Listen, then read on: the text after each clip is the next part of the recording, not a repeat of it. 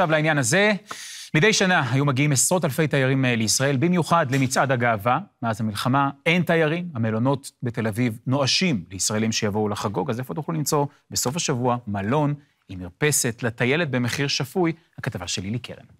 קוקטייל מיוחד, ממותג, שבוע הגאווה, מתחילים קודם כל עם בוסט-אוף של אנרגיה, ואחר כך יוצאים ליהנות מרחבי העיר.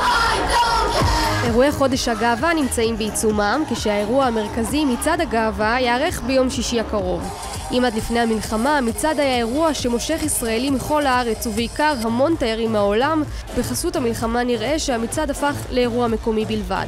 זה אחד האירועים הגדולים בארץ, יש בו כ-250-300 אלף איש, ויש לו תעודה תקשורתית מאוד חשובה בעולם, שמראה על פלורליזם ווייב טוב בתל אביב וכו'. השנה מגיעים אלפים בודדים כמובן. עד לפני המלחמה להשיג חדר במלון בתל אביב בימים הסמוכים אליו היה כרוך בהוצאה כספית גבוהה מאוד. היום בתי מלון רבים נותרו ריקים, והם קוראים לישראלים להגיע ולחגוג. לכבוד שבוע הגאווה וחודש הגאווה אנחנו במלונות תל אביב מציעים חבילות, גם במחירים מיוחדים, קוקטיילים בחדר ואווירה שמחה ותוססת במלונות, ובמחירים נגישים וכיפים לגמרי. בתי המלון נערכים כמדי שנה לתיירים שמגיעים במיוחד לכבוד המצעד, אך השנה, למרות האירועים הגדולים, מעט מאוד תיירים צפויים להגיע.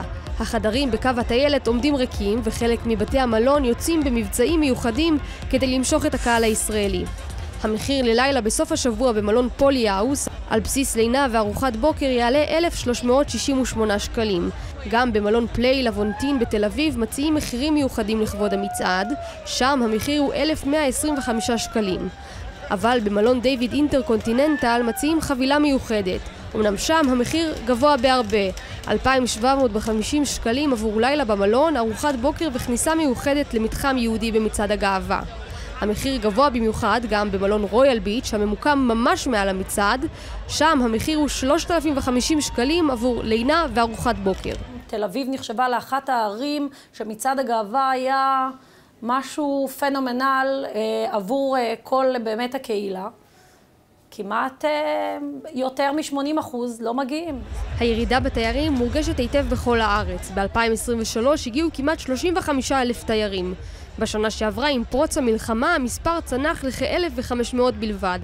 השנה המצב מעט התאושש, אך עדיין נמוך בהרבה מהשנים הקודמות, 2,800 תיירים בלבד. תדמית לכל מדינה בעולם זה נכס אסטרטגי. ובנושא הזה ברור לנו לגמרי ממה שקורה בעולם שמצבנו רע, ואני מקווה שאולי נשתפר לכבוד מצעד הגאווה.